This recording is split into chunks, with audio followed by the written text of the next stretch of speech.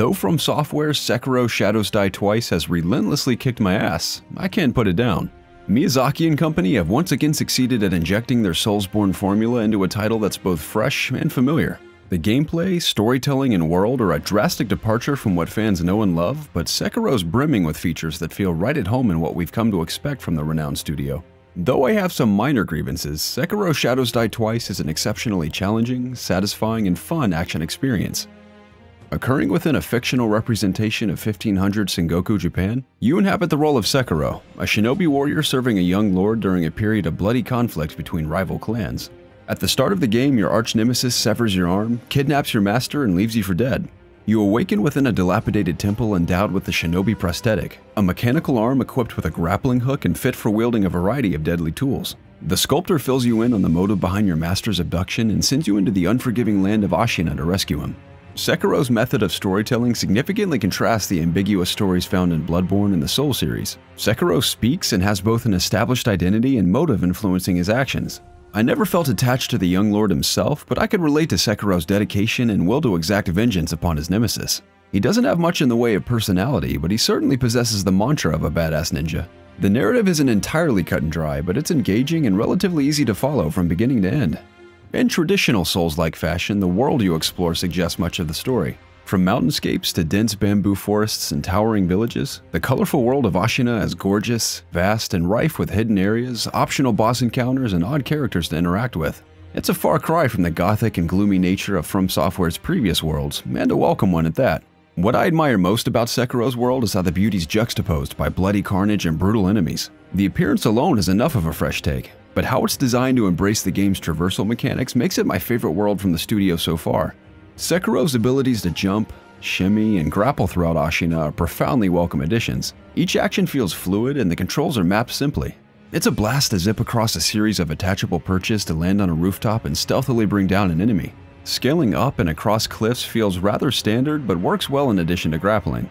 As standard as it is, jumping is odd for a From Software title, but it greatly contributes to both traversal and combat. While Sekiro's traversal mechanics are easy to get the hang of, combat's another beast entirely. Sekiro demands you abandon your Soulsborne muscle memory and face your adversaries head-on in fast-paced, upfront encounters. Managing stamina is non-existent, as combat focuses on timing and strategy as you strike and deflect incoming attacks with finesse and precision. The goal is to inflict a shinobi death blow upon your enemies, and you do so by dwindling their posture while maintaining your own. This is From Software's most in-depth combat system to date. Between a multitude of fighting styles and a variety of shinobi tools, choosing when to employ specific moves and shinobi weapons is paramount to winning fights. It's highly engaging and incredibly satisfying to overcome tough enemies. Unlocking combat abilities and upgrading your shinobi tools provides a nice sense of progression as you move through the world. I'd be remiss to deny it took me several hours to grow accustomed to the combat mechanics, but fortunately it feels outstanding and is made all the more accessible by simple controls. Initially, I was somewhat disappointed by the lack of additional weapons and gear to acquire throughout the world, as it's an aspect I've loved from Bloodborne and Dark Souls. However, I grew to appreciate the strong focus on Sekiro as a character, but more importantly the emphasis on combat. Items that provide buffs are at times critical to overcoming particular bosses. The same applies to acquiring materials for upgrading your shinobi tools. Therefore, exploration is well worth your time because you're always rewarded in doing so. While I appreciate the option to stealthily wipe out a group of enemies or weaken a boss before engaging in a hectic battle, it's one of the weaker aspects of the game. It works really well, but feels uninspired. Hugging walls, hiding in tall grass, and dropping onto unsuspecting enemies are all things we've experienced in countless other action titles. The AI is also pretty dumb. It may be by design, but they're somewhat oblivious to your presence and any noise you create. I've also encountered a few scenarios where enemies will spot and mindlessly attack me through walls.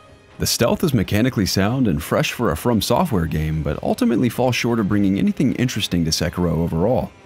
Graphically, Sekiro isn't necessarily anything to write home about, but that doesn't undermine the beauty of the world From Software has crafted.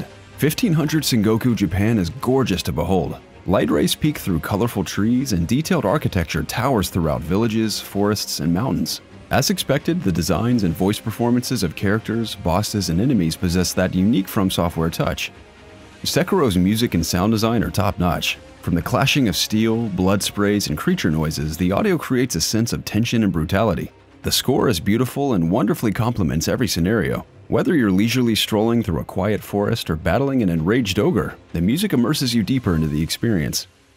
Overall, I can't get enough of Sekiro despite being terrible at playing it. It's a great evolution of the Soulsborne experience with impressive new traversal and combat mechanics and a beautiful world brimming with odd characters and challenging enemies. I'm excited to jump into my second playthrough to find any areas or bosses I missed initially, as well as continue to upgrade my shinobi tools and combat abilities. If you're playing Sekiro Shadows Die Twice, let me know your thoughts in the comments below. If you enjoyed the video, please give it a thumbs up. Subscribe to COGconnected for all things gaming, and for news, reviews, features, and more, visit us online at COGconnected.com.